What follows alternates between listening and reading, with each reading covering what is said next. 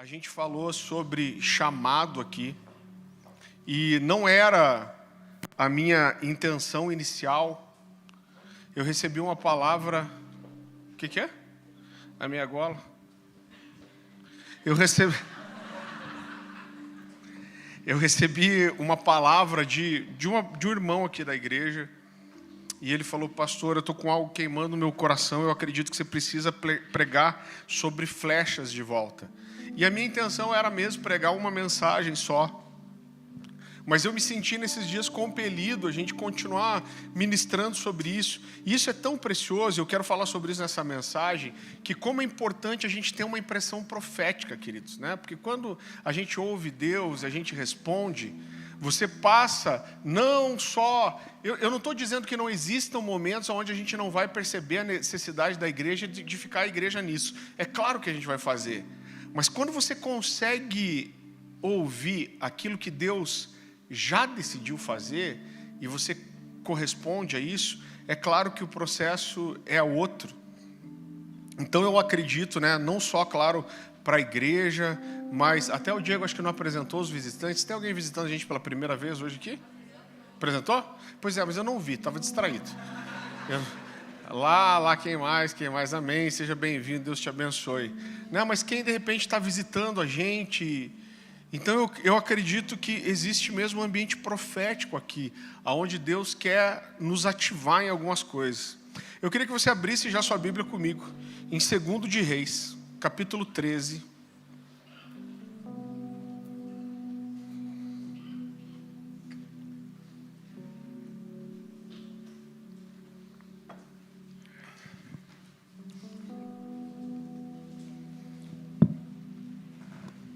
Segundo de Reis, capítulo 13, versículo 14. A palavra do Senhor diz assim: ora, Eliseu estava sofrendo da doença da qual morreria. Então Jeoás, rei de Israel, foi visitá-lo e, curvado sobre ele, chorou, gritando: meu pai, tu és como os carros e os cavaleiros de Israel. E Eliseu lhe disse: traga um arco e algumas flechas, e ele assim fez. Pegue o arco em suas mãos, disse ao rei de Israel. Quando pegou, Eliseu pôs suas mãos sobre as mãos do rei, e lhe disse para abrir a janela que dava para o leste e atirar. O rei o fez. Então Eliseu declarou: essa é a flecha da vitória do Senhor, a flecha da vitória contra a Síria.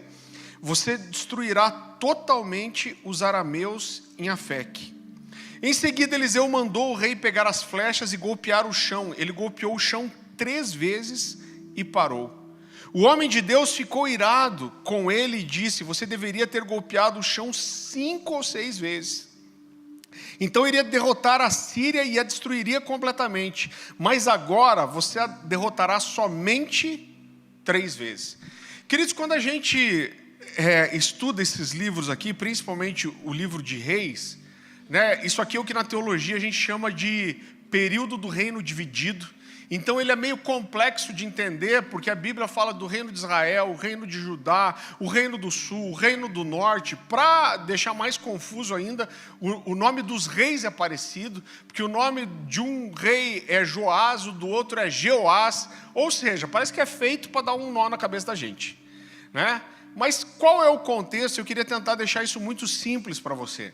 A Bíblia fala que o rei Salomão construiu, né, o seu templo, chamado de Templo de Salomão. Eu sei que não tem como você não lembrar na hora da Universal, né, mas... Eu, pelo menos, toda vez que eu já vejo o Bispo Macedo. Mas não é nada disso, né? Então, a Bíblia fala que Salomão construiu o templo, e para construir o templo, ele precisou impor altos impostos sobre o povo. E quando Salomão morre, o templo estava construído, seu filho Roboão assume o reinado. E os príncipes das tribos, os príncipes do povo, como representantes do povo, chegam até Roboão e falam: olha, seu pai impôs um jugo de imposto muito alto sobre nós. Eles não estão reclamando, você vê que foi uma alegria para Israel construir o templo, mas eles dizem: olha, seu pai colocou um jugo de imposto muito alto sobre nós. E ele diz, olha, reduza os impostos agora, para que depois de ter reconstruído o templo, as nossas famílias possam prosperar. E quando Roboão ouve isso, ele leva isso para os conselheiros do reino, sempre houveram os conselheiros do reino, e ele diz, olha, os príncipes do povo pediram isso de mim, o que vocês me dizem? E os conselheiros dizem, olha, Roboão, se você ouvir o povo, e realmente os impostos foram muito pesados, se você ouvir esse povo, você vai ter o coração deles para sempre. Você vai ganhar o coração deles, você vai ter o povo com você. Só que o abençoado do Roboão resolveu fazer a mesma pergunta para os seus jovens amigos.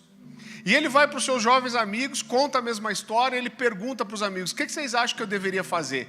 E eles dizem assim, não se deixe intimidar pelo povo. Diga para o povo que o lombo do teu pai é mais leve que o seu dedo mindinho. E que se o teu pai os açoitou com chicotes, você vai açoitá-los com escorpiões. Perigoso, né? Até dá vontade de rir, né, irmão? Só que o que aconteceu? Roboão resolveu seguir o conselho dos amigos. E o resultado disso é que 10 tribos de Israel rompem com Roboão. Só ficaram com o rei Roboão 2 tribos, que foram a tribo de Judá e Benjamim, e elas formaram o que foi chamado de Reino do Sul ou Reino de Judá, por causa da tribo de Judá. E a capital permaneceu sendo Jerusalém. E as outras 10 tribos se desligaram de Roboão e formaram o que foi chamado Reino do Norte ou Reino de Israel, e a capital era Samaria. Aqui você começa a ver qual a bronca contra Samaria começa a nascer. E quando a gente olha para a história desse período dos reinos divididos, a gente percebe que os dois lados se afastaram de Deus. Então a Bíblia diz que eles caíram em idolatria, eles se envolveram em rituais pagãos, cheios de moralidade sexual, prostituição, né? E não só isso, mas várias vezes eles lutaram entre si. Então não bastasse os inimigos atacando eles lutaram entre si. Para você ter uma ideia, eu fiz até um levantamento estatístico aqui de como foi terrível esse tempo. No Reino do Norte, durante 209 anos de reino dividido, eles tiveram 19 reis. É quase um rei para cada 10 anos. A Bíblia diz que desses 19 reis, 7 foram assassinados, um se suicidou, e a Bíblia diz que o outro foi deposto por Deus e ferido. E toda vez que morria um desses reis, o próprio povo das 10 tribos brigavam entre eles ainda para ver de onde sairia o próximo rei, de qual tribo seria.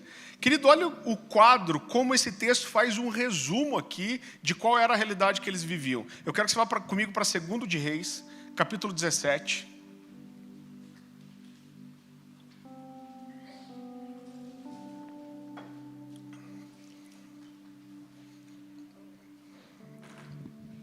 Segundo de Reis, capítulo 17, versículo 22. A Bíblia fala de Jeroboão aqui, que com certeza foi o pior rei que eles tiveram. E olha o que a Bíblia diz. Assim andaram os filhos de Israel em todos os pecados que Jeroboão tinha cometido. Nunca se apartaram deles, até que o Senhor afastou Israel da sua presença, como falara pelo intermédio de todos os seus servos, os profetas. Então esses reinos, eles não andaram só divididos, mas eles andaram afastados de Deus. E queridos, como toda vez na história, quando o povo se afasta de Deus, Deus levanta profetas para tentar trazer o povo ao arrependimento.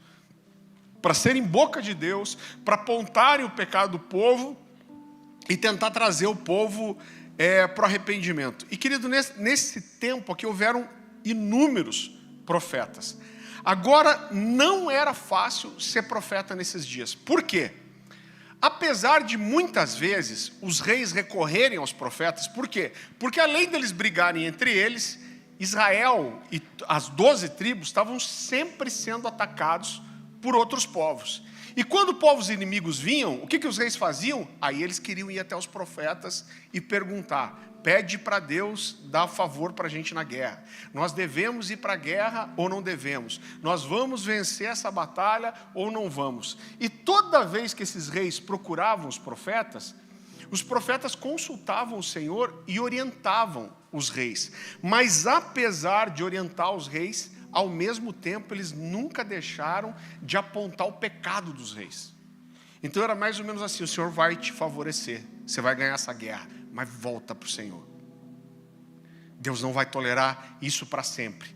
E o que aconteceu com o tempo foi que os reis começaram a rejeitar os profetas e querer distância deles, né? E como a gente vai ver aqui, até coisa pior, a ponto de matar os profetas.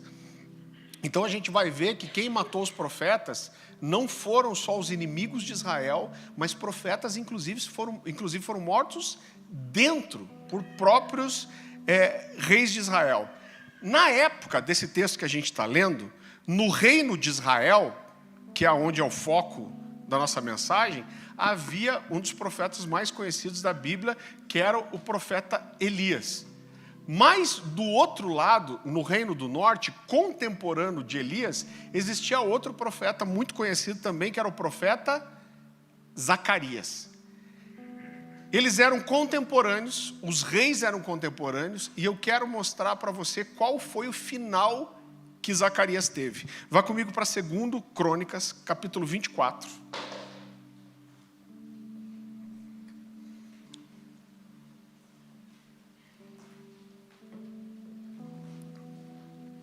Segundo Crônicas, capítulo 24.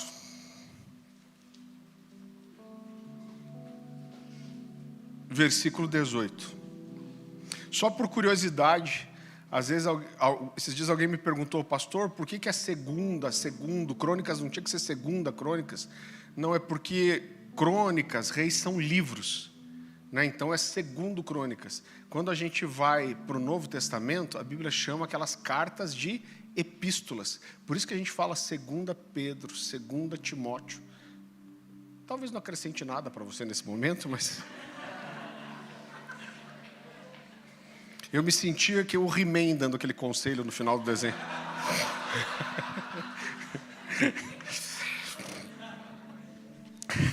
Segundo Crônicas, capítulo 24. A palavra, olha o destino de Zacarias. Então abandonaram o templo do Senhor, o Deus dos seus antepassados, e prestaram cultos a postes sagrados aos ídolos. Por causa deles, a ira de Deus veio sobre Judá e Jerusalém. Embora o Senhor tivesse enviado profetas ao povo para trazê-los de volta para ele, e os profetas tivessem testemunhado contra eles, o povo não quis ouvi-los. Então o Espírito de Deus apoderou-se de Zacarias, filho do sacerdote Joiada, e ele se colocou diante do povo e disse. Então olha só o que a Bíblia está falando: o povo se afastou de Deus, Deus chamou, eles não quiseram ouvir, e a Bíblia diz que o Espírito de Deus se apossa de Zacarias, e Zacarias começa a profetizar, e olha o que ele diz: isso é o que Deus diz: porque vocês desobedeceram aos mandamentos do Senhor, vocês não prosperarão. Já que abandonaram o Senhor os abandonará. Mas alguns conspiraram contra ele, por ordem do rei, apedrejaram-no até a morte no pátio do templo do Senhor. O rei Joás não levou em conta que Joiada, pai de Zacarias, tinha sido bondoso com ele e matou o seu filho. E esse, ao morrer, exclamou: veja isso, Senhor, e faça justiça. Então olha só, Zacarias profetiza no pátio do templo e diz: vocês rejeitaram a Deus, Deus vai rejeitar vocês. E pela ordem do rei, eles apedrejam Zacarias até a morte. Quando Zacarias morre, Zacarias está morrendo, ele está dizendo: que o Senhor veja o que vocês fizeram e faça justiça. Querido, o resultado disso é que um exército muito pequenininho, o exército dos arameus, invadiu Jerusalém, um exército muito menor do que o exército do Reino do Sul, e eles ganharam a batalha, mataram os príncipes, saquearam todos os bens E não só isso, mas eles feriram o rei Joás de morte e deixaram ele caído no chão. Olha o que a Bíblia diz que os oficiais voltam para a cidade e encontram Joás ferido, caminhando para a morte no chão. Eles juntam o rei Joás, levam o rei Joás para sua cama e terminam de matar ele na sua própria cama. Parecia que eles iam ajudar, né? Mas eles terminam de matar o rei Joás, e a Bíblia diz que eles fizeram isso porque Joás tinha apedrejado Zacarias. E a Bíblia diz que não só eles matam Joás na sua própria cama, mas eles não deixam o rei Joás ser enterrado junto do túmulo dos reis. Então o que eles estão dizendo com isso? A gente sabe que toda desgraça que nós vivemos foi porque você rejeitou o profeta, apedrejou o profeta, e o que a gente está vivendo é consequência disso. E você não vai ser enterrado e lembrado junto dos reis. Querido, eu acredito que o rei Jeoás, que aí é o rei do norte, viu o que aconteceu com Zacarias e com o rei Joás, e deu não só um desespero, mas um lapso de consciência nele. Né? Por quê? Porque o exército assírio começava a ficar muito forte, e o próximo lugar que a Síria deveria atacar seria Samaria e o reino do norte. Então ele olha para isso, ele vê o que o rei Joás fez com Zacarias, e ele tem um momento de desespero, e acredito eu que de consciência. Então ele corre para Eliseu, que era o profeta no seu reino, né? Eliseu era um homem de Deus, alguém que ouvia Deus com clareza, e ele sabia que Eliseu podia ser um trunfo contra os inimigos. Só que a Bíblia diz que existia uma situação que piorava mais o quadro. A Bíblia diz que Eliseu já estava muito idoso e doente da morte que inclusive viria tirar sua vida. Então o rei Joás olha para isso e ele fala, cara, eu tenho que ir ter com esse profeta logo. Agora olha que interessante, a Bíblia fala que antes disso, o rei Joás reinou por 16 anos. A Bíblia destaca isso. E por 16 anos, ele nunca se arrependeu, ele nunca tentou voltar para Deus, ele nunca tentou levar o povo ao arrependimento do seu pecado, ele nunca tentou se santificar, mas agora que a Síria estava chegando, e como diz o ditado, quando a água começou a bater na região lombar, ele vai correndo para Eliseu. Ele sabia que eram os últimos dias de Eliseu. Agora, irmão, não sei se você é assim também, mas eu consigo achar graça na Bíblia. Porque esse cara estava 16 anos reinando, nunca buscou a Deus. E aí, quando ele vai para Eliseu, depois que Zacarias morre e Joás morre, ele entra chorando já. Ele vai com a cabeça no colo de Eliseu e já chega chorando e dizendo, meu pai, meu pai. Que mudança, né, irmãos? Ele fala, meu pai, você é como os carros e os cavaleiros de Israel. Por que ele diz isso? Querido, isso que eu vou te dizer é um relato histórico. Nessa época, muito do poder de um exército podia ser medido pela quantidade de carros de guerra e cavaleiros que um exército tinha. Quando eu estou falando de carros aqui, eu estou falando daquelas bigas de guerra. Quem assistiu Ben-Hur aí? Né? Então, a produção desses carros de guerra eram caras. O treinamento de um soldado desse, o tempo despendido, era caro, era moroso. Então podia se medir muito a força de um exército pela quantidade de carros e cavaleiros que ele tinha. Então quando o rei Joás chega para Eliseu e fala, meu pai, você é como os carros e os cavaleiros de Israel, o que ele está dizendo é, você é o cara que pode fazer toda a diferença nessa batalha. O que ele está dizendo é, se você estiver do nosso lado, você pode fazer a diferença entre nós ganharmos ou perdermos essa batalha. A gente precisa de você. Você é o homem que tem relacionamento com Deus, você é aquele que pode atrair a misericórdia de Deus, e você pode fazer toda a diferença. Então eu olho para isso e eu acredito de coração que esse era um momento de quebrantamento e de arrependimento de Joás, e ele sabia que ele precisava de Deus. Então ele entra chorando, fala, meu pai, são como os carros e os cavalos de Israel. Ele está dizendo, me ajuda. E a Bíblia diz que Eliseu fala para ele assim, me traga o arco e algumas flechas. Irmão, a Bíblia não diz que essas flechas foram trazidas em uma aljava, mas eu também não consigo imaginar um servo vindo levar flechas para um rei e levando uma pilha de flecha no colo, derrubando flecha. Provavelmente, essas flechas foram entregues numa aljava. E uma aljava, normalmente, cabiam 7 flechas. Você vai entender por que isso é importante. A Bíblia diz que Eliseu recebe aquele arco e aquelas flechas, e ele fala para o rei Joás, olha, segura o arco e as flechas. Ele coloca a sua mão junto da mão do rei, e a Bíblia diz que ele abre a janela que dava para o leste. Por que para o leste? Porque a Síria vinha do leste. E aquele era a direção mais fácil do ataque acontecer. E ele fala, ó, atira uma flecha, e o rei atira. E ele fala, ó, essa é a flecha da sua vitória contra a Síria. Você vai exterminar os seus inimigos, essa é a flecha da vitória do Senhor. E aí ele diz, agora pega as flechas e atira contra o chão. E a Bíblia diz que ele atira 1, 2, 3 vezes e para. E a Bíblia diz que o Eliseu olha para ele, a Bíblia diz que ele fica muito indignado, ele fala, mas por que você atirou só 3 vezes? E ele diz, você deveria ter atirado 5 ou 6. Se uma aljava tinha 7 flechas, ele já tinha atirado uma pela janela. Atirar mais 6 significava atirar tudo. E ele fala, por que você fez isso? E a Bíblia diz que ele ficou indignado, ele fala, olha, agora você vai ter só 3 vitórias. E sabe o que é pior? É que isso sela o destino de Jeoás e o destino do reino de Israel. Por quê? Porque logo depois disso, Eliseu morre e ele nunca mais ia poder ajudar Jeoás. Agora, irmão, eu quero confessar para você, eu sempre olhei para esse texto e eu achei ele tão complexo e tão difícil de entender, e eu vou confessar para você, eu achei muitas vezes esse texto injusto. Várias vezes eu olhei para ele e falei, Deus, espera aí, isso podia acontecer comigo.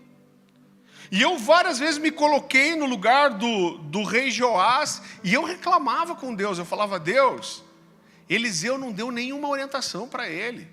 Eliseu não falou que cada flecha era uma vitória, não falou que as flechas significavam vitórias ganhas. E eu falava, Deus, como que Jeoás podia adivinhar isso? Agora, a verdade é que esse erro bobo selou o destino de Jeoás e o destino do povo. Agora, talvez, eu olhava para isso e falava, Deus, talvez ele atirou 1, 2, 3, viu que só tinha 3, e olhou para Eliseu esperando a próxima direção. Será que isso é tão ruim assim? E eu falava, Deus, se eu passasse por isso, eu no lugar de Joás, eu me sentiria injustiçado. Eu não consigo entender esse texto.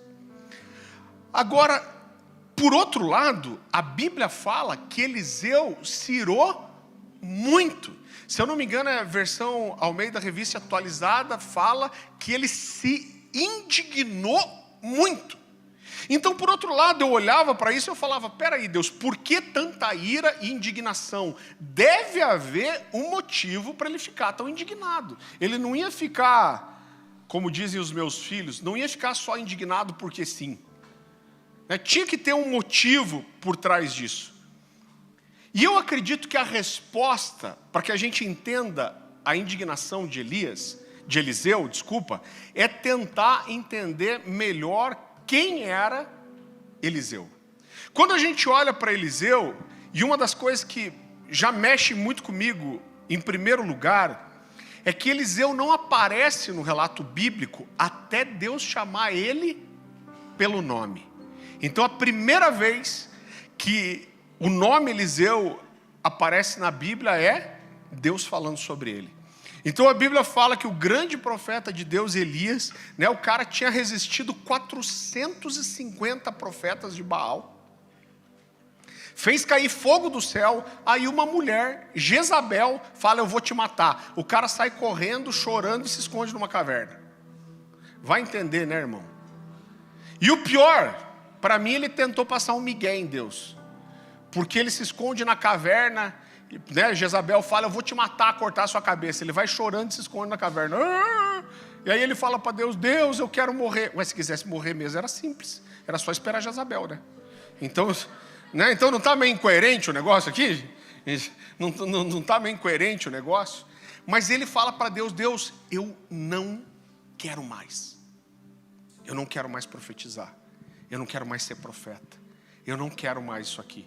E eu acho tão poderoso, porque apesar de ele ter, falado para Deus, Deus, eu não quero mais, Deus honra a vida desse homem e leva ele vivo para o céu num carro de fogo. Mas Deus fala para ele, cara, você não quer mesmo? Ele diz, eu não quero mais. Deus fala, então você vai fazer 3 coisas antes. Você vai você vai ungir um rei sobre a Síria. Você vê até no inimigo era o profeta que ungir. Você vai ungir um rei sobre a Síria. Você vai ungir um rei sobre Israel. E Deus fala assim, e aqui é a primeira vez que o nome dele aparece. Você vai atrás de um garoto chamado Eliseu. E eu escolhi ele. Milhares de pessoas em Israel. E Deus fala, você vai atrás de um garoto chamado Eliseu. E você vai ungir ele como profeta no seu lugar. Então, Eliseu vai aparecer no relato bíblico sendo chamado por Deus. Quero que você vá comigo para 1 de Reis, capítulo 19.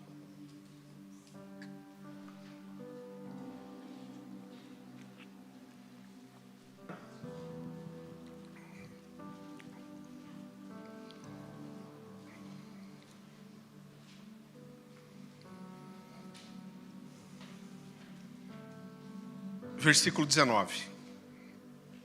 A palavra do Senhor diz assim: Elias partiu e encontrou Eliseu, filho de Safate, arando um campo. Havia 12 parelhas de bois no campo, e Eliseu arava com a última parelha.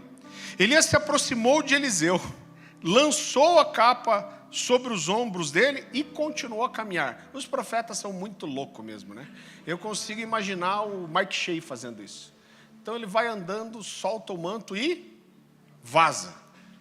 Eliseu deixou os bois ali, correu atrás de Elias. Essa parte é importante. Ele correu atrás de Elias e disse: primeiro deixa-me dar um beijo de despedida no meu pai e na minha mãe, então o seguirei. Elias respondeu: pode voltar, mas pense no que eu lhe fiz. Quando ele diz pense no que eu lhe fiz, fica claro que Eliseu sabia o que Elias tinha feito. Ele sabia que o lançar a capa significava passar o manto para ele.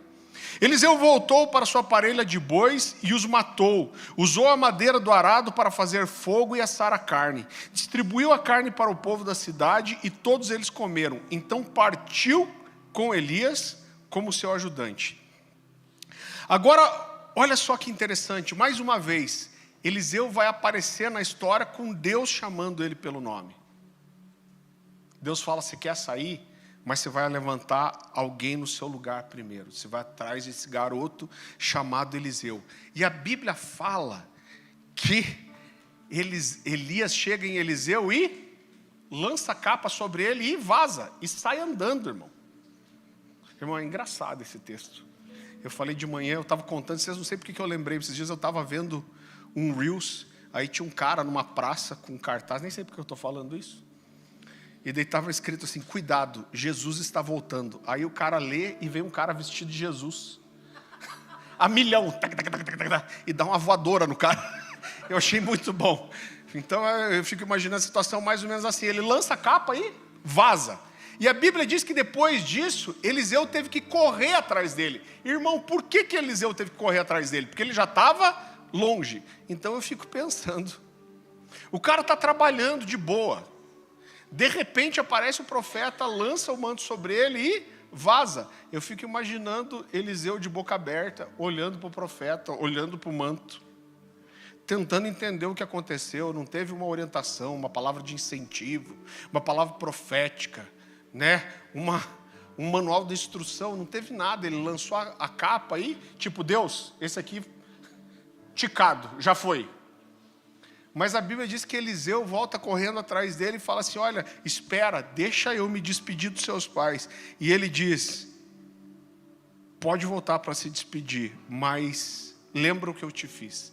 E querido, o que mexe com o meu coração é que bastou o arremesso de uma capa para que Eliseu entregasse tudo. Ele sabia que ele não ia voltar mais, porque ele pede para se despedir, para dar adeus para os seus pais. E quando eu olho para esse texto, o que eu vejo é que foi importante para Eliseu voltar para casa, porque ele voltou para casa e ele acabou com tudo aquilo que possibilitaria ele voltar para a sua antiga vida. Esses homens eram agricultores, então aquelas parelhas de bois e os carros de bois, o arado, esses homens trabalhavam a terra, aquilo era o sustento deles. Então ele podia simplesmente dar para os pais, mas ele não faz isso. A Bíblia diz que ele volta, ele mata os bois e ele queima o arado. Irmão, a gente está falando de alguns milênios atrás. Tinha madeira em qualquer lugar. A forma desse povo cozinhar, de se aquecer no inverno, era com fogo e madeira. Então, com certeza, ele tinha madeira disponível. Mas a Bíblia diz que ele prefere assar aquela carne com a madeira dos arados que foram destruídos. Para mim fica muito claro que ele mata os bois e ele destrói os arados, porque ele queria acabar com toda a possibilidade de um plano B. Ele queria acabar com toda a possibilidade de volta, ele queria acabar com toda a possibilidade de voltar para o seu antigo modo de vida, e ele põe fogo no seu sustento, ele põe fogo na sua antiga vida, e ele abre mão do seu passado para abraçar o futuro que Deus estava propondo para ele.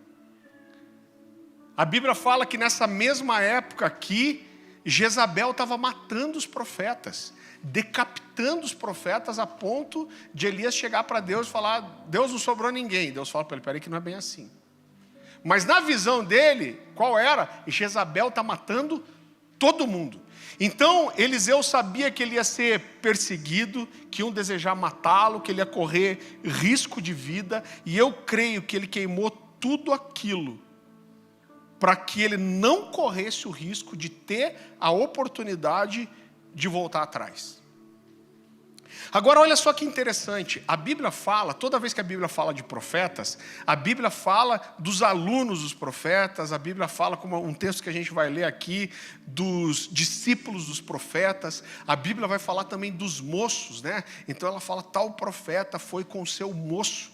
Então sempre existiam os discípulos dos profetas. E quando a gente vai ver Elias, a gente vai ver que Elias tinha tido já um auxiliar, um moço que andava com ele, que era a tendência natural desse rapaz pegar o manto, a porção que tinha sobre Elias. Mas lá, você não precisa abrir, lá em 1 Reis 19, 1-3, a Bíblia vai falar que Jezabel promete que vai matar Elias. É a primeira vez que ela fala algo diretivo. Ela diz: eu vou matar você, vou cortar a sua cabeça.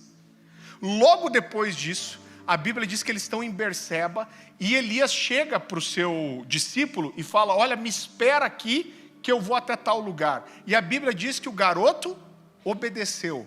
Qual é a consequência disso? Ele nunca mais aparece no relato bíblico. Agora, eu acredito que Elias fez isso justamente para preservar a vida daquele garoto. Tipo, Jezabel prometeu me matar. Se ele estiver comigo, ele vai morrer também.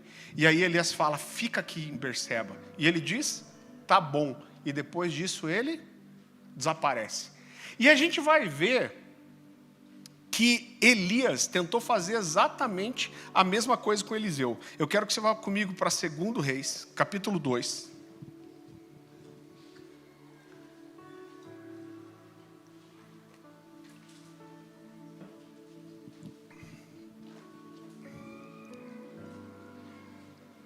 Versículo 1.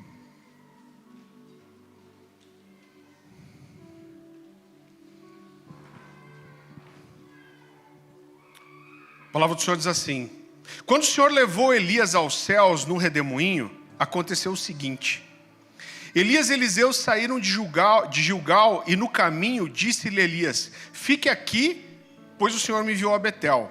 Eliseu, porém, disse: juro pelo Senhor e pela tua vida. É engraçado ele não jurar pela vida dele, né? Jura pela vida do outro. E pela tua vida, que não te deixarei ir só. Então foram a Betel. Em Betel, os discípulos dos profetas foram falar com Eliseu e perguntaram: você sabe que hoje o Senhor vai levar para os céus o seu mestre, separando de você? Respondeu Eliseu: sim, eu sei, mas não falem nisso. Então Elias lhe disse: fique aqui, Eliseu, pois o Senhor me enviou a Jericó. E ele respondeu: juro pelo Senhor e pela sua vida que não te deixarei ir só. E desceram até Jericó. Em Jericó, os discípulos dos profetas foram falar com Eliseu e lhe perguntaram: você sabe que hoje o Senhor vai levar para os céus o seu mestre, separando-o de você? Respondeu Eliseu: sim, eu sei, mas não falem nisso. Em seguida, Elias lhe disse: fique aqui, pois o Senhor me enviou ao rio Jordão. E ele respondeu: juro pelo Senhor e pela tua vida que não o deixarei ir só. E eles partiram juntos, encardido, né? Não soltava Elias de jeito nenhum. Então, querido, Eliseu era tão intenso naquilo que ele acreditava, naquilo que ele queria, que ele não deixava Elias por nada. Diferente do outro auxiliar que entregou tudo também, que também estava seguindo Elias, mas que decide ficar em Berseba e nunca mais aparece no relato bíblico. Agora, um pouquinho para frente, acontece uma coisa muito interessante. Vá comigo para 2 Reis, um pouquinho para frente, capítulo 2, versículo 9. A palavra do Senhor diz assim: havendo eles passado, Elias disse a Eliseu: pede-me o que queres que eu te faça, antes que eu seja tomado de ti. E disse Eliseu: peço-te que me des por herança a porção dobrada do teu espírito. Tornou-lhe Elias: dura coisa pediste, todavia, se me vires quando eu for tirado de ti, assim se te fará. Porém, se não me vires, não se fará. Indo eles andando e falando, eis que um carro de fogo, com cavalos de fogo, os separou um do outro, e Elias subiu ao céu e um redemoinho de fogo. Então olha só, querido, deixa eu destacar algumas coisas aqui. Eliseu era tão intenso naquilo que ele queria, que ele não soltava Elias de jeito nenhum.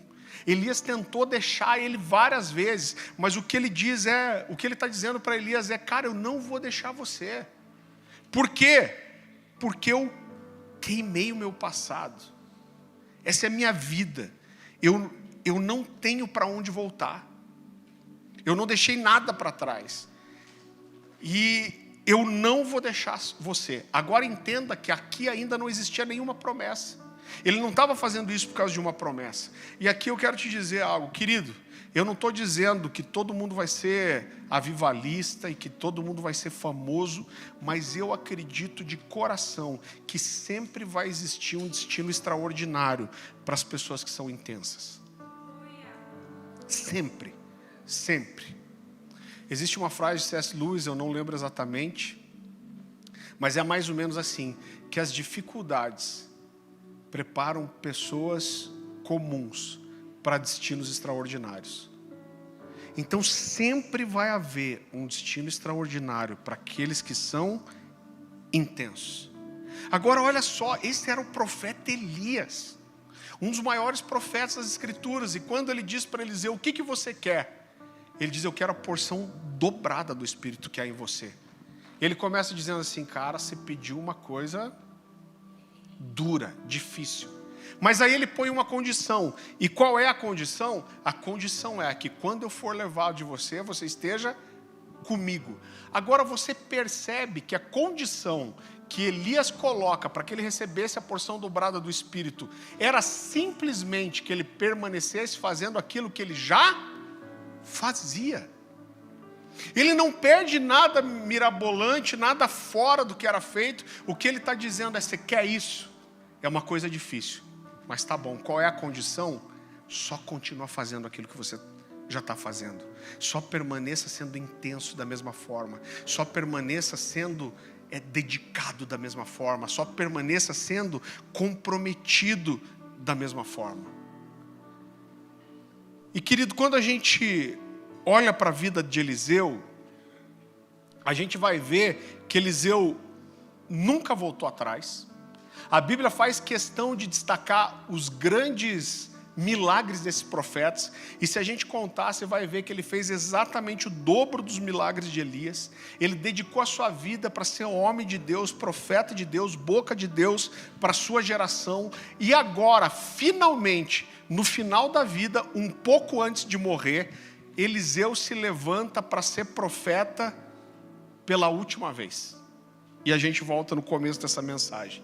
A Bíblia fala que Jeoás chega chorando, chamando ele de meu pai, você é como os carros e os cavalos de Israel. E aí Eliseu se levanta pela última vez como profeta, ele diz: traga o arco e flecha. Ele manda o rei armar aquela flecha. A Bíblia diz que ele vai e coloca as suas mãos junto das mãos de Jeoás, coloca a mão por cima dele. O que ele está dizendo com isso? Eu estou com você, a sua missão é minha, eu estou aqui junto com você. Aquilo já significava uma disposição de um envolvimento de Deus nisso. Ele atira aquela flecha para o leste, ele diz: essa é a flecha da vitória do Senhor, a flecha da vitória quanto à Síria. E ele diz: agora atira contra o chão. E ele atira 1, 2, 3 vezes, e aí Eliseu diz: por que você atirou só 2 ou 3? Você tinha que ter atirado 5 ou 6. E querido, eu olho para isso e hoje, agora eu acho que eu consigo entender por que Eliseu fica tão indignado. Sabe por que Eliseu fica tão indignado? Porque mesmo diante do desespero, da morte, da invasão, Jeoás entrega a metade diante de alguém que sempre entregou tudo. Não entrega a metade diante de alguém que sempre entregou tudo. Bastou o arremesso de uma capa, e esse cara voltou para se despedir dos pais. Ele queimou seus bois, ele matou seus bois, queimou as suas carroças. Bastou o arremesso de uma capa. Ele não tinha um plano B, ele não tinha para onde voltar, ele não guardou nenhuma flecha para depois. E quando Jeoás, mesmo diante do desespero, atira 3, ele fica indignado. Por quê? Porque ele sempre entregou tudo. Queridos, existe um livro, a gente tem aqui na Corner Store, inclusive, chamado A Última Flecha, de um cara chamado Irving McManus.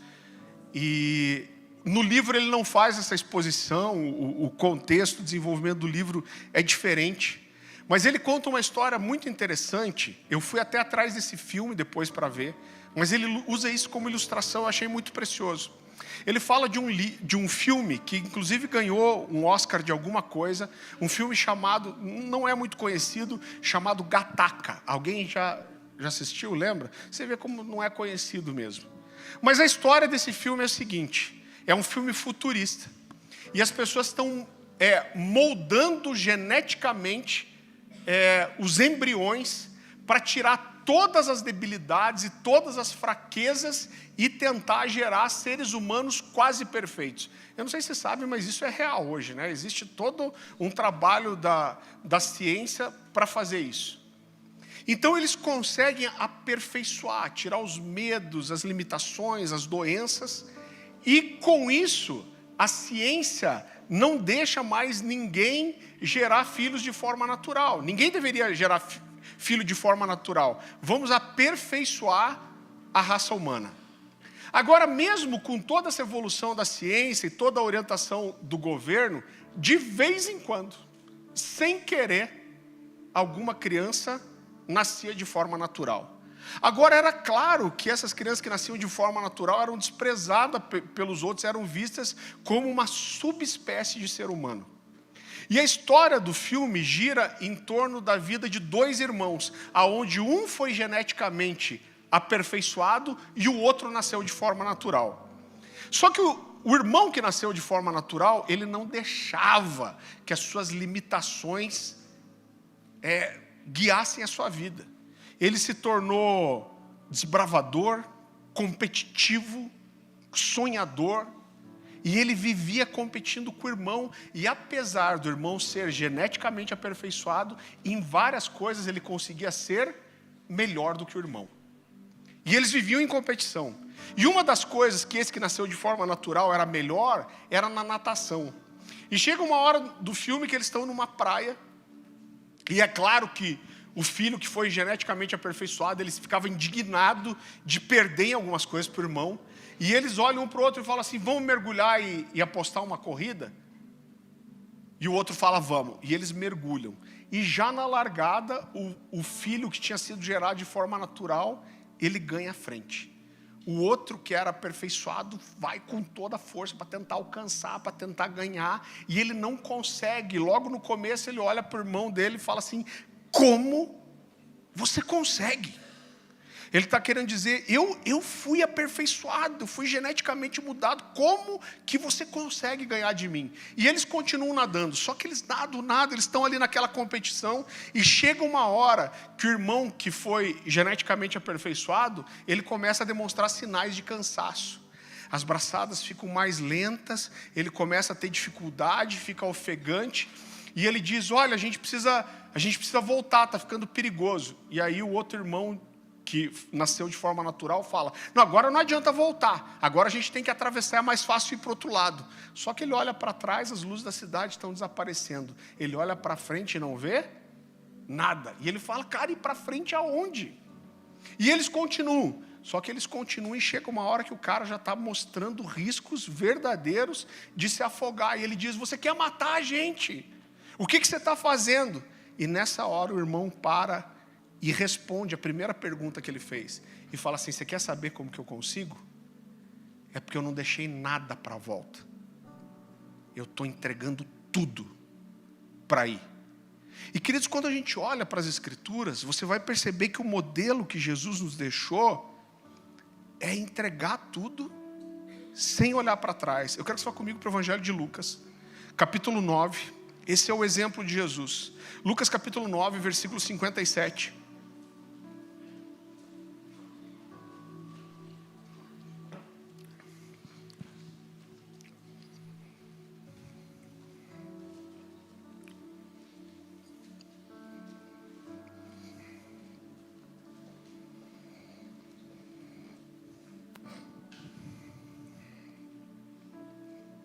A palavra do Senhor diz assim, aqui são pessoas que chegam para Jesus e dizem que querem segui-lo. Quando andavam pelo caminho, um homem lhe disse para Jesus, eu te seguirei por onde quer que fores. Jesus respondeu, as raposas têm suas tocas e as aves do céu têm seus ninhos, mas o Filho do Homem não tem onde repousar a cabeça. A outro disse, siga-me, mas o homem respondeu, Senhor, deixa-me primeiro ir sepultar meu pai. Jesus lhe disse, deixe que os mortos sepultem os seus próprios mortos. Você, porém, vá e proclame o reino de Deus. Ainda outro disse, vou seguir-te, Senhor, mas deixa-me primeiro voltar e me despedir da minha família. Jesus respondeu, ninguém que põe a mão no arado e olha para trás é apto para o reino de Deus. Então o modelo de Jesus é seguir em frente, sem olhar para trás. Por quê? Porque Jesus entregou tudo. A Bíblia diz que quando Jesus está no Getsêmani, na oração que ele faz, antes de ser crucificado, e queridos, esse texto mexe tanto comigo, porque a gente está falando de Jesus, o Filho de Deus, e até hoje é difícil para eu ler, porque Jesus está dizendo lá, a minha alma está profundamente triste, numa tristeza mortal. Cara, mas Jesus, que sabia da sua missão, do seu chamado, sabia que o Pai está com ele, está dizendo, minha alma está profundamente triste, uma tristeza mortal. A Bíblia diz que o seu suor se tornou como gotas de sangue. Irmão, não importa a agonia que você já tenha passado na sua vida, eu duvido que você tenha chegado num nível assim. E eu acho tão interessante, porque quando a gente olha para os evangelhos, a gente vê que várias vezes Jesus tenta se livrar um pouco dos discípulos, né? Então ele põe os discípulos dentro de um barco e diz, vai, vão na frente, atravessa o mar em direção a Cafarnaum, que eu vou subir naquela montanha para orar. Jesus queria se isolar para orar, mas nessa noite, ele tenta chamar seus amigos para orar com ele 3 vezes. E na última, os guardas aparecem e Jesus fala, já não adianta mais. E eu olho, querido, quando a gente entende os aspectos diferentes da oração de Jesus nos evangelhos, somando, a gente vai ver que Jesus chega para Deus e ele tenta convencer Deus mesmo, porque ele começa dizendo assim: Pai, você pode todas as coisas. E depois ele diz: já que você pode todas as coisas, se for possível, passa de mim esse cálice. Ele está dizendo: eu sei que vai acontecer, tem um outro jeito. Mas ele termina dizendo: no entanto, não seja feita a minha, mas a tua vontade. Existe tanta coisa preciosa nesse texto. Porque várias vezes quando Jesus ora, a gente tem várias orações registradas de Jesus. Jesus diz assim: eu só faço aquilo que eu vejo o meu Pai fazendo. A minha vontade é fazer a vontade do meu Pai. Mas essa é a única vez que Jesus reconhece numa oração que a vontade dele podia ser diferente da vontade do Pai. E o que ele diz?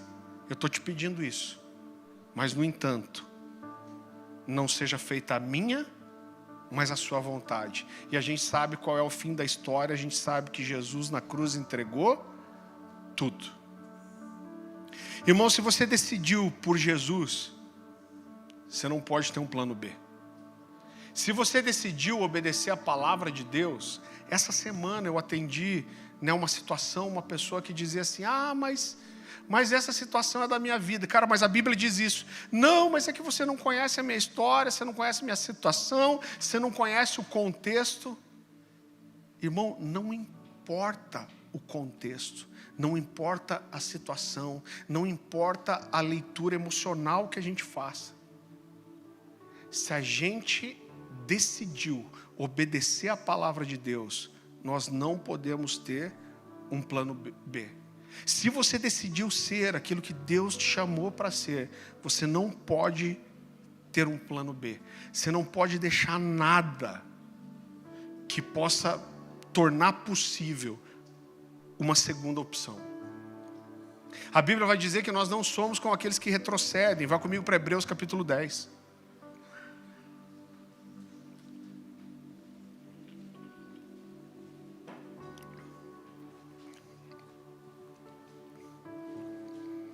E quando a gente vai ler esse texto, a gente vai ver que o autor de Hebreus começa a falar com os hebreus que eram aqui judeus convertidos, né? Então judeus que tinham aceitado a Jesus. E a primeira coisa que o autor de Hebreus começa a falar foi das dificuldades que eles tiveram depois de se converterem. Eu fico pensando naqueles programas de TV que aparecem: eu aceitei Jesus, e agora eu tenho uma empresa, eu tenho um carro, eu fiquei rico. Eu aceitei Jesus, agora minhas crianças estudam, não reclamam para ir para a escola, meu cachorro não faz mais cocô na grama, né? Mas olha o que ele diz, Hebreus capítulo 10, versículo 32. Lembre-se dos primeiros dias, depois que vocês foram iluminados. O que ele quer dizer com iluminados? É quando vocês passaram a entender que Jesus era o Messias. Quando suportaram muita luta e muito sofrimento. Algumas vezes vocês foram expostos a insultos e tribulações. Em outras ocasiões, fizeram-se solidários com os que assim foram tratados. Vocês se compadeceram dos que estavam na prisão e aceitaram alegremente o confisco dos próprios bens, pois sabiam que possuíam bens superiores e permanentes. Por isso não abram mão da confiança que vocês têm, ela será ricamente recompensada. Vocês precisam perseverar de modo que quando tiverem feito a vontade de Deus, recebam o que Ele prometeu. Pois em breve, muito breve, aquele que vem virá e não demorará. Mas o meu justo viverá pela fé, e se retroceder, não me agradarei dele. Nós, porém, não somos dos que retrocedem e são destruídos, mas dos que creem e são salvos. Querido, não foi nenhuma nem duas vezes. É raro, mas acontece sempre, né? Que principalmente quando a gente pastoreava jovens, que alguns jovens chegaram para mim e falaram assim: não, pastor, o negócio é o seguinte, todas as portas se fecharam para mim, faz 1 ano e meio que eu estou desempregado, parece que nada dá certo, e eu estava orando e essa semana eu pensei: bom, já que nada dá certo, nenhuma porta se abre, eu acho que Deus quer que eu seja pastor. Né? Igual alguns perguntam para a gente: você só é pastor ou você trabalha também? Mas, irmão, eu olho para a minha vida e eu não estou fazendo o que eu faço porque me faltou alternativa. E pastorear não é o que eu faço, isso é o que eu sou, essa é a minha identidade. Agora, quem é você? O que Jesus te chamou para ser? É claro que eu não estou falando só de ministério em tempo integral, esse é o meu contexto, é a minha realidade, eu não estou falando só de ser pastor, mas o que você é? E eu quero te dizer que enquanto você tiver um plano B, você não está pronto para viver um destino extraordinário. Você sabe, querido, que eu tenho aprendido que os grandes homens de Deus, eles se diferenciam dos outros, não são nas grandes coisas, mas são nas pequenas. Quando a gente olha para aquele jovem que era discípulo de Elias, com certeza esse cara deixou tudo que tinha para seguir Elias. Da mesma forma, ele deixou o que tinha, ele abandonou sua antiga vida, ele se tornou um servo do profeta sem promessa alguma, ele largou tudo para seguir esse homem. E qual que é a diferença dele para Eliseu? É uma pequena diferença. É um dia que Elias falou para ele: espera aqui que eu vou até tal lugar. Ele falou: tá bom. Não são as grandes coisas, são as pequenas. Eu percebo que o macro, o pacote grande, a maioria das pessoas fazem. Esses dias eu estava numa viagem, alguém me perguntou e falou assim: pastor, me ajuda com uma coisa. Eu tenho uma dificuldade na minha vida devocional que eu vou e volto várias vezes. E essa pessoa falou assim: pastor, e às vezes parece que não acontece nada, parece que Deus não está me ouvindo e é difícil e eu paro. E eu falei: olha, é exatamente isso que difere alguns homens de Deus de outros. Eu falei: porque não importa, você pode orar a vida inteira, vão haver dias que a última coisa que você quer é orar. Agora, por outro lado, todo mundo que está dentro de uma igreja vai passar por momentos onde que sente vontade de orar e de buscar a Deus. Você veio numa conferência, num congresso, e recebeu uma palavra profética. Cara, você sai quicando, você fala: agora eu vou buscar a Deus, eu vou orar, eu vou jejuar. E algumas pessoas são realmente intensas nessa decisão e nessa busca. Só que isso acontece com todo mundo. E alguns, inclusive, são muito intensos. Agora, o que difere uns de outros é que alguns vão orar e buscar quando sentem vontade. E alguns, quando a vontade vai embora.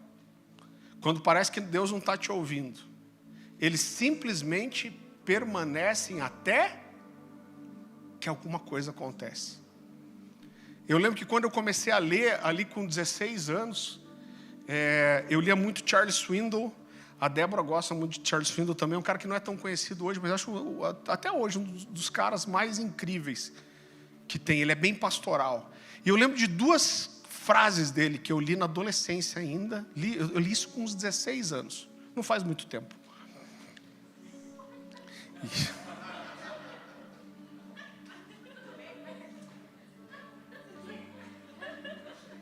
Caraca! Não, eu já estou de verde. Eu vou me camuflar aqui, ó.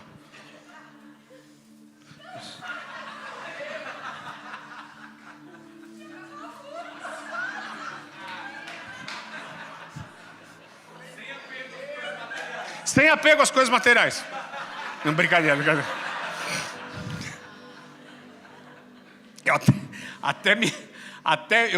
Cara, olha aqui, ó. Presta aqui essa folha. Olha só que natalino. Aí, natalina. Festa de Ramos que fala? Eu até esqueci o que eu ia falar agora. Me ajuda, Jesus. Como que é? Então ele fala duas frases muito interessantes. Ele diz assim, que quando a maioria é míope, quem decide enxergar sempre vai pagar um ônus caro. E ele diz outra coisa, que o caminho da obediência, ele é um caminho solitário. Então ele diz assim, tem um nível de obediência que todos vêm. Você obedece, entregar sua vida para Jesus. Você obedece, se batizar. Só que conforme o nível de obediência vai aumentando, as pessoas vão ficando pelo caminho. E ele diz assim, quanto mais você mergulhar em obediência, menos pessoas você vai encontrar ao seu lado. Então, querido, o grande, todas as pessoas fazem. Agora são nessas pequenas coisas para frente que alguns se diferenciam de outros. Eu acredito que eu posso olhar para a minha vida, eu consigo ver até agora, né, eu faço 48 anos em setembro, apesar de não parecer, mas creia em mim. Eu consigo ver 5 vezes na minha vida onde Deus me colocou em bifurcações. E eu acredito que isso não acontece do dia para a noite. Deus prepara o seu coração. Ele vai te dando sinais, mas Ele te coloca numa bifurcação. E quando você consegue ouvir a voz de Deus e entender aquele momento e obedecer, é que você vive coisas extraordinárias. E uma dessas vezes foi quando eu fui para o ministério em tempo integral. Quando eu e a Dani casamos, a gente fez um propósito, com 1 ano de casado, a gente fez um propósito de em 5 anos os dois estarem em ministério em tempo integral. Eu era um executivo da Gazeta do Povo, a Dani tinha 3 empregos na época. Falei para ela, nossa, se arrumar mais um, eu nem trabalho mais. Né? A Dani trabalhava numa empresa de manhã e outra noite ainda prestava consultoria para uma outra empresa. Mas a gente tinha uma decisão no nosso coração, a gente preparou a vida, a gente não tinha mais financiamento de carro, a gente não tinha mais cartão de crédito, a gente preparou tudo para que numa oportunidade de estar no Ministério em Tempo Integral a gente pudesse abraçar. E queridos, por 4 anos eu chorei diante de Deus, eu falava, Deus, deixa eu ir para o Ministério em Tempo Integral. E Deus falava para mim, ainda não. E eu lembro que toda vez que eu vi um pastor fazendo besteira, agora está bem fácil isso, né? Todo dia tem um. Dá até para você escolher. Hoje eu vou ficar com raiva de quem? Né? Eu falava, pô, Deus, está cheio de picareta aí, eu estou querendo fazer a coisa certa. Me deixe para o ministério em tempo integral. E Deus falava, ainda? Não. E querido, eu lembro que uma vez eu tomei uma decisão no meu coração estava explodindo já, eu não aguentava mais trabalhar. E entenda uma coisa, às vezes a gente tem que provocar o céu. E eu falei, eu vou provocar o céu. Eu lembro que eu acordava às 7h30 para tomar banho, me arrumar para ir trabalhar.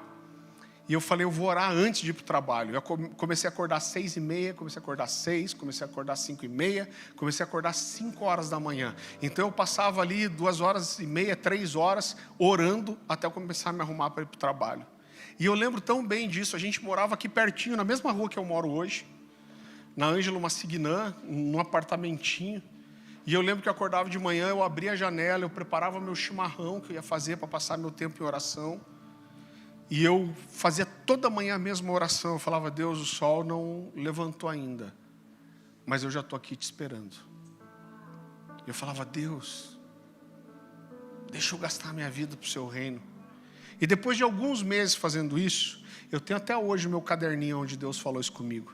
Foi muito claro quando Deus me falou, ó, em 6 meses, você pode pedir demissão do seu trabalho, porque eu vou cuidar de você. E queridos, muitas coisas aconteceram, eu não quero entrar em todos os detalhes. Deus confirmou isso com palavras. E eu lembro que eu peguei um calendário, eu falei, olha, quando der 5 meses eu vou pedir demissão. Por quê? Porque eles vão pedir para eu treinar alguém pelo menos 1 mês no meu lugar, e realmente foi o que aconteceu. Eu falei, então com 5 meses eu vou tentar sair da empresa. E eu lembro que eu fiz uma última prova com Deus, eu falei, Deus, eu não tenho nenhuma promessa da igreja, eu não recebo nada da igreja, eu não posso cobrar nada da igreja. Eu falei, eu tenho uma palavra do Senhor. Então eu preciso que a empresa me mande embora. Por quê? Porque eu preciso pegar a minha rescisão. Eu estava lá 4 anos. Eu falei, eu preciso pegar essa rescisão para eu administrar esse dinheiro por um tempo para ver o que o Senhor vai fazer. E realmente eu fiquei 10 meses sem salário, e depois eu fiquei acho que mais 8 meses com o salário da secretaria da igreja, antes de ser estabelecido como pastor. Então foram 18 meses. E eu falei, então eu preciso que eles me mandem embora. Eu lembro que quando deu 5 meses, eu fui falar com o meu gerente, eu expliquei a situação. Todo mundo sabia que eu era crente, o quanto era envolvido com a igreja. Eu era aquele que orava pelas pessoas da empresa.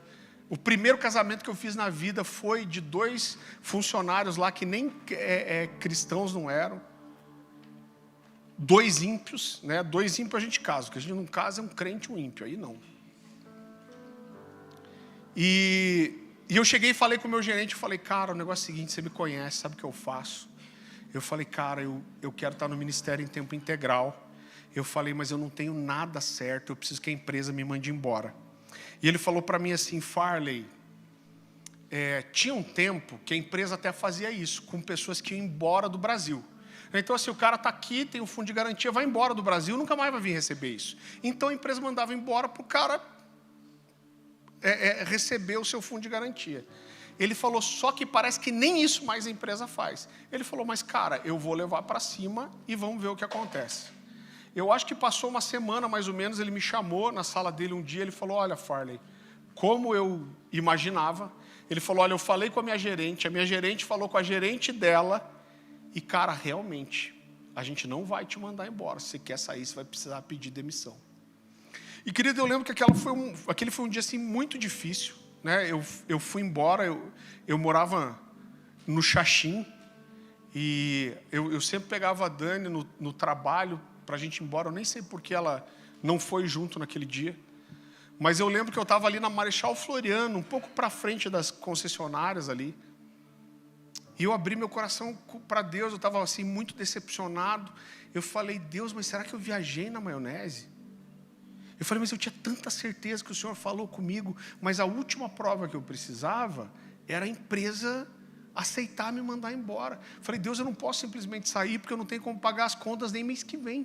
Eu não pago o meu aluguel mês que vem. Eu falei, Deus, e agora eu vou ter que continuar, porque eu fiz tudo que eu podia. E queridos, não é sempre que Deus fala assim, nessa clareza comigo, mas eu ouvi Deus falar comigo de forma muito clara, e Deus me falou assim, você não fez tudo que você podia ainda. Você não falou com os donos da empresa. Irmão, o Grupo RPC tinha na época 1.800 funcionários. O dono da empresa era quase uma lenda, assim, né? Aquela coisa que você sabe que existe, mas nunca viu, tipo cabeça de bacalhau. E eu falei, Deus, mas como que eu vou chegar nos presidentes, os donos da empresa? E, irmão, eu fui para casa e com a seguinte decisão, eu falei, eu vou fazer a carta mais crente do mundo, a ponto de ser quase ridícula. Falei, porque se Deus está nesse negócio, Deus vai resolver isso assim. Tipo, foi prova mesmo. E eu fui redigir uma carta. E no dia seguinte eu ia tentar mandar essa carta para os donos da empresa. E esses tempos atrás eu achei essa carta lá. E eu queria ler a maior parte do conteúdo para você. É uma carta de 2010. E diz, senhores presidentes, né? Então eu falo o nome deles. Falo, meu nome é Farley Labati, estou no comercial desde tal data. Aí eu digo, sou cristão evangélico. E desde tenra idade as questões espirituais e eclesiásticas são latentes no meu coração. Eu sei que tenra idade é terrível, né, irmão? É que na época eu tinha 85 anos. Toda vez que eu leio tenra idade, eu sinto a minha bochecha corar. Eu fico, por que eu fiz isso? Tenra idade. Eu, se fosse um funcionário meu, eu lesse tenra idade, eu já demitia. As questões espirituais e eclesiásticas são latentes em meu coração. Hoje, com 33 anos, meu envolvimento e comprometimento com a igreja é profundo e diverso. Apesar de ter cursado administração e procurado me desenvolver profissionalmente, meu desejo e propósito sempre foi o de corresponder à vocação pastoral em tempo integral. Para isso, tenho me preparado há anos, não apenas nas questões teóricas, mas na busca de um caráter cristão condizente com a função sacerdotal. Apesar de a oferta ser para receber um salário bastante inferior ao que tenho na Gazeta do Povo, que no caso, no momento, era nada, Isso tem pouca relevância diante de coisas que pretendo construir para a eternidade. Não tenho nenhum interesse em voltar a trabalhar secularmente após minha saída da Gazeta. Agradeço sua atenção e gostaria de ressaltar que me sinto e sempre me sentirei privilegiado por trabalhar nessa empresa. Não tenho dúvidas de que gostaria de me aposentar aqui, caso não tivesse esse chamado pastoral em minha vida. E, querido, eu vou te dizer, essa é uma carta de quem não tem um plano B. É uma carta de alguém que está rasgando. Eu fico pensando, se eu não fosse crente, eu leio uma carta dessa, eu acho que eu ia achar que eu era meio louco. Mas o que aconteceu? Eu peguei essa carta, levei no outro dia, cheguei para o meu gerente e falei, cara, você pode me passar o e-mail dos donos da empresa? Ele riu e falou, Farley, nem eu tenho acesso aos donos da empresa. Eu falei, tá, você pode tentar conseguir então eu mandar para eles? Ele falou, mas o que diz na carta? Eu falei, meu Deus. Ele falou, não, faz o seguinte, manda a carta para mim e eu vou tentar fazer essa carta chegar nos diretores da empresa. Queridos, eu acho que passou uns 3 dias mais ou menos. Eu estava um dia lá, eu lembro que já tinha passado do expediente, era mais 6 horas da tarde, ele estava com uma das gerentes na sala e ele me chamou e ele falou, Farley, eu quero começar pedindo desculpa para você, cara, porque foram muito corridos esses últimos dias. Ele falou, olha, mas eu consegui mandar a sua carta para os diretores da empresa. E eles me responderam no mesmo dia. E falaram que é para a gente te desligar com todos os seus direitos. Daí eles me pagaram, na verdade, coisa que eles nem deviam. E foi isso que me possibilitou estar no ministério em tempo integral. Queridos, eu acredito que algumas vezes na vida, Deus vai nos colocar em algumas bifurcações em que você toma decisões que vão definir sua vida.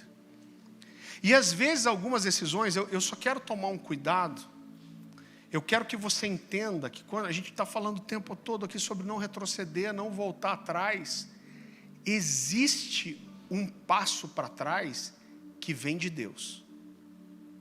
Mas que não fala de você buscar de um lugar de comodismo ou de desistência do ministério.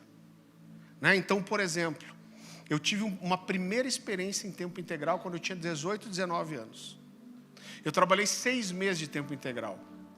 O dia que Deus me falou, cara, você precisa sair e estudar. A igreja fez uma proposta para mim, foi a primeira, sonhava desde os 16 anos, sabia que ia ser pastor em tempo integral. E o pastor Silas, na época, fala, cara, eu vou fazer uma proposta, a igreja vai te começar a pagar um salário. E eu entendi na época que não era isso. O que era mais fácil para mim? Claro que o mais fácil era continuar lá. Era o que eu tinha sonhado, mas eu entendi que aquele momento era o momento de dar um passo atrás. Eu estava agora, enquanto a gente estava na adoração, eu estava ouvindo uma mensagem. A nossa transição começou a acontecer em 2018, da última igreja. E por anos existia uma expectativa no meu coração de começar a viajar mais e ficar no ministério, mais no ministério itinerante, e ficar menos na igreja. Isso lá na antiga igreja. Irmão, hoje o meu coração é completamente diferente. Hoje, na verdade, eu viajo porque eu sei que Deus me pede isso, porque não seria a minha escolha. A minha escolha seria não precisar viajar. Existe, hoje é uma parte muito grande da minha renda.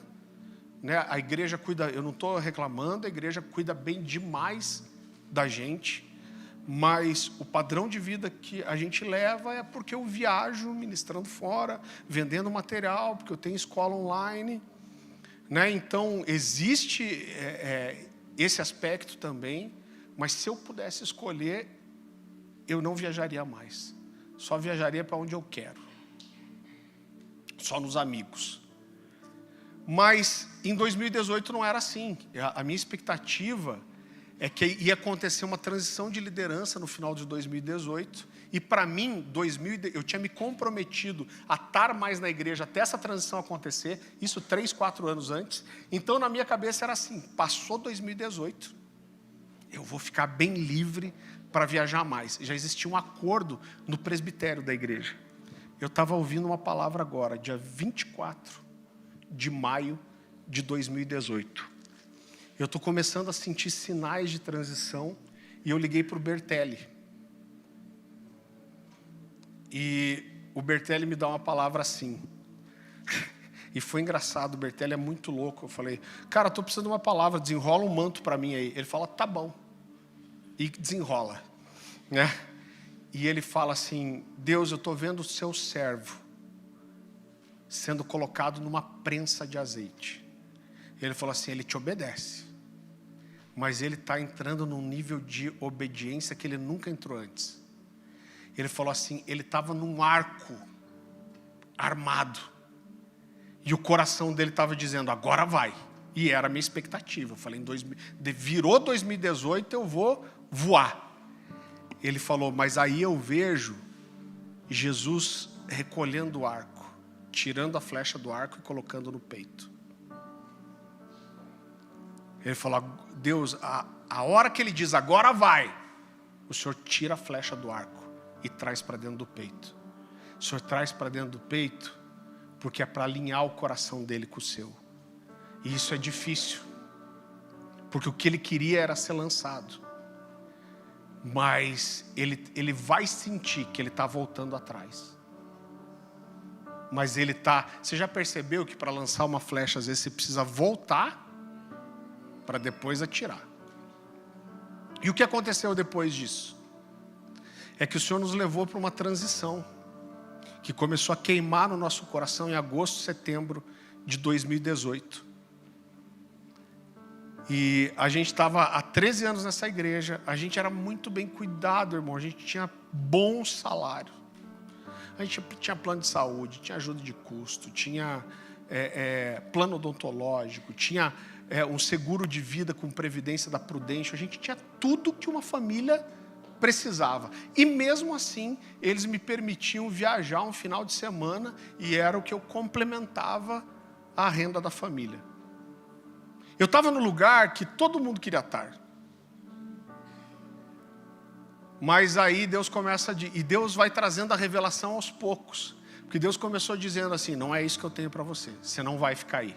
Então a primeira coisa é, vou tirar você dessa posição que você acha que vai estar. Aí Deus começa a falar, depois de uns meses, olha, você não vai ficar nessa igreja. Aí depois Deus começa a falar, você não vai ficar nessa denominação. A impressão que eu tenho é porque se Deus falar tudo uma vez, você enfia o dedo no olho e sai gritando. Né? Mas é isso mesmo, Deus vai preparando o seu coração. Irmão, Deus me colocou numa bifurcação dessa, porque chegou um dia que Deus falou para mim, você vai sair e começar do zero. Você entende que esse é um tipo de retrocesso? Eu estava construindo aquilo há 13 anos. Eu já era um pastor estabelecido, eu tinha um monte de coisa na minha responsabilidade. Cara, aos olhos humanos, e eu entendo que era isso que o Bertelli estava profetizando, aos olhos humanos eu estou fazendo o quê? Eu estou retrocedendo. Você está já nesse lugar, você vai começar do zero. Mas havia uma convicção no meu coração. Irmãos, eles foram incríveis, eles pagaram meu salário por 1 ano e 3 meses. Mas, irmão, 1 ano e 3 meses passa assim. E se eu falar para você, como que foi no seu coração? Irmão, o dia que a gente definiu a transição, falou, a gente vai transicionar assim, vai acontecer daqui 1 ano, mas tal dia você está se desligando da igreja. Meu coração entrou em paz. Eu fiquei em paz, em alegria. Agora, se você me perguntar, não tinha medo? Claro que tinha medo. Sabe por quê? Porque a obediência a Deus nem sempre implica em tudo ser tranquilo. Você percebe que a obediência de José colocou ele 2 anos na prisão? Então eu tinha a paz da convicção de que eu estava fazendo o que eu precisava fazer, mas eu não sabia o custo que essa obediência ia ter. Então eu sabia que mesmo estando obedecendo a Deus, eu podia passar por dificuldade. Talvez mesmo obedecendo a Deus, uma hora eu tivesse que cancelar o plano de saúde dos meus filhos. Eu sabia que mesmo obedecendo a Deus, eu não tinha carro para vender na época. Usava um carro usado do meu sogro. Mas eu sabia e eu estava disposto a talvez vender minha casa. Então eu sabia que eu estava obedecendo a Deus, mas, irmão, eu não sabia o custo que ia ter. E eu vou te dizer, se a gente passasse um perrengue financeiro, a gente passou por alguns desafios, mas se a gente passasse um perrengue financeiro a ponto de ter que tirar as crianças da escola, a ponto de ter que vender a nossa casa, eu vou te dizer, não seria surpresa. Eu não teria a moral de chegar para Deus, oh Deus, e agora? Eu sabia o custo que eu ia passar.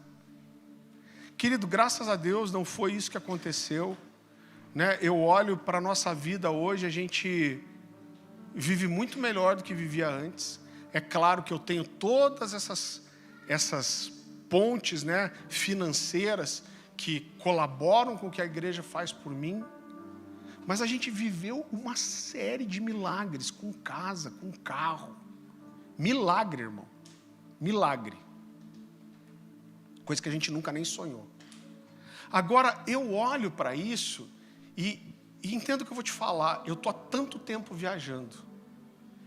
E eu já ouvi inúmeros pastores que passaram por uma bifurcação.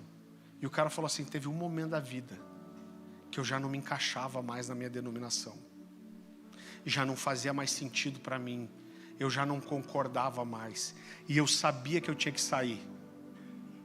Mas eu fiquei com medo de não ter condições. Eu fiquei com medo de não conseguir sustentar minha família. Eu fiquei com medo de não conseguir juntar gente para que eu pastoreasse. E o que aconteceu? Esse cara escolheu o lado errado da bifurcação. E qual que é a consequência disso? Frustração. Esse cara perdeu a salvação dele? É claro que não. Mas eu acredito que ele nunca viveu o destino extraordinário. Normalmente acabam sendo pessoas frustradas, magoadas, decepcionadas. Irmão, vamos falar na verdade? Sabe por quê?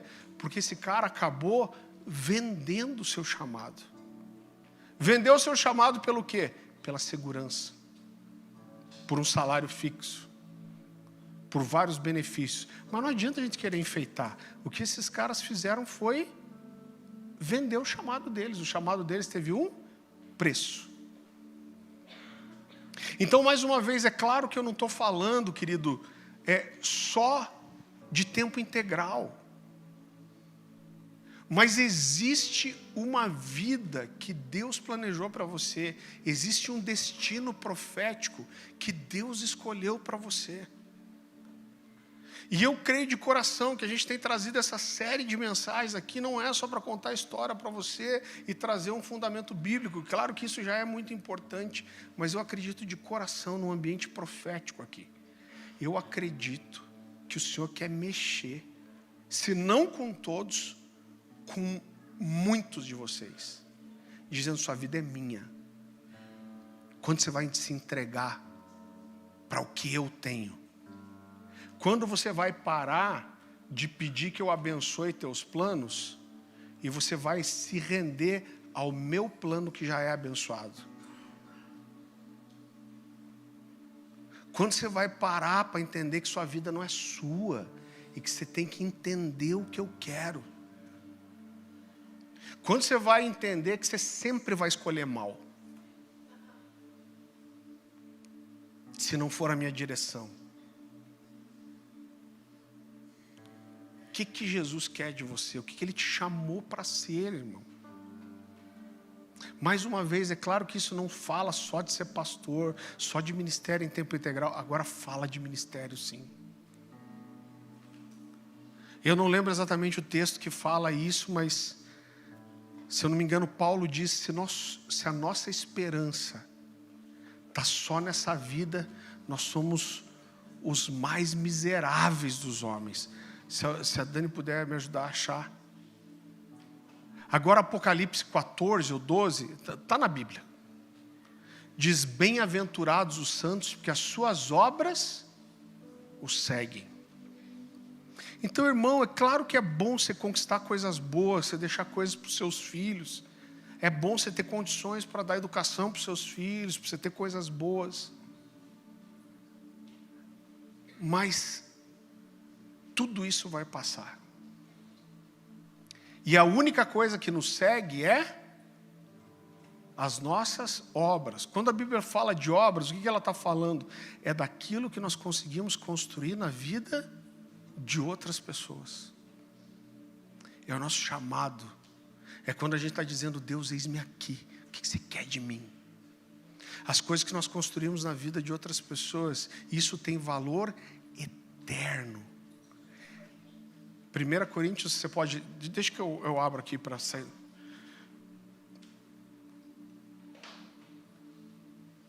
Então vamos lá. 1 Coríntios. Como? 15, 19.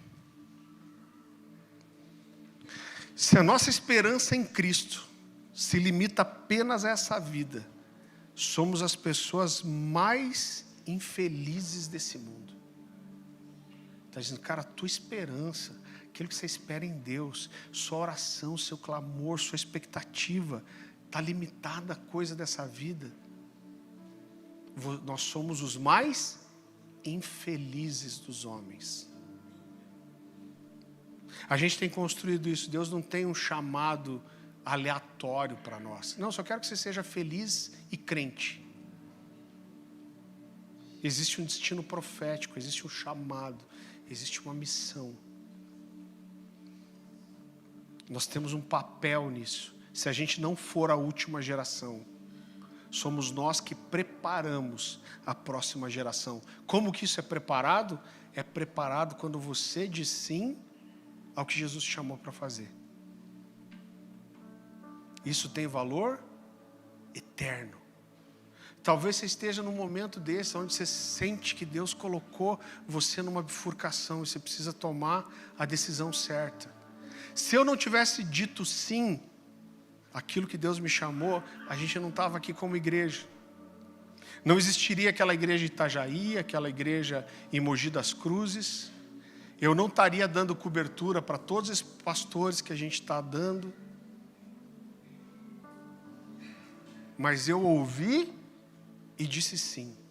Alguém me perguntou esses dias: Farley, qual que é o teu maior desafio como igreja? Eu acho que o meu maior desafio, e ele vai sempre ser o mesmo, é continuar ouvindo. É continuar ouvindo. Agora, o que Deus quer te falar nesses dias? Eu quero que você abaixe sua cabeça, feche seus olhos.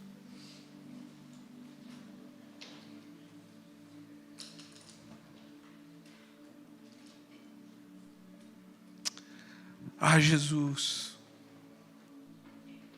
eu coloco diante do Senhor todos os chamados representados aqui.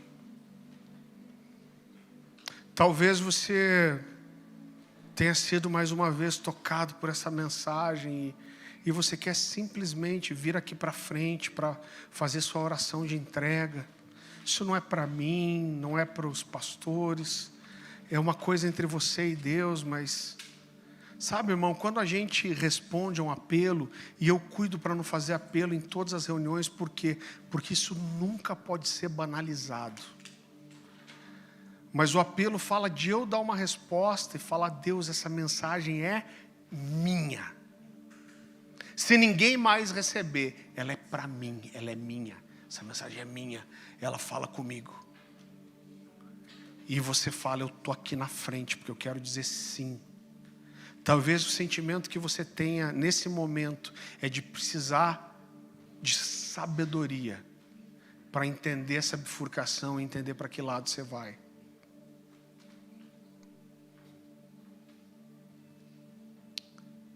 Se essa é a sua oração, eu quero te convidar rapidamente a você sair do seu lugar e vir aqui para frente, porque a gente quer orar com você.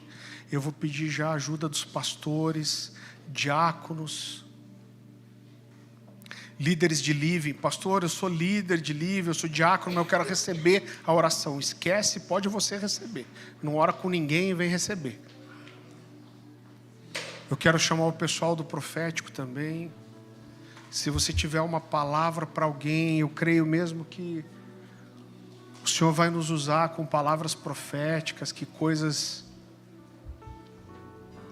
vão ser liberadas aqui. Abre seu coração para Deus, peça a Ele sabedoria, peça a Ele revelação, discernimento, orientação.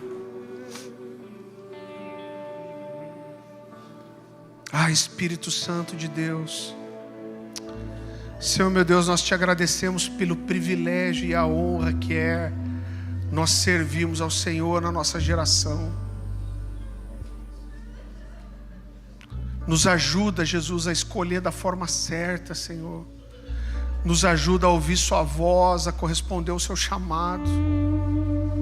Nos ajuda a entregar a nossa vida ao Senhor e não olhar para trás. Que esse compromisso de obediência, independente da situação, da circunstância,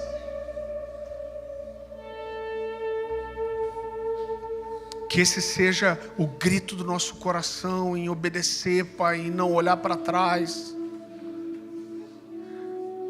Nos faz entender o nosso destino profético, corresponder a Ele. Nos ajuda, Jesus.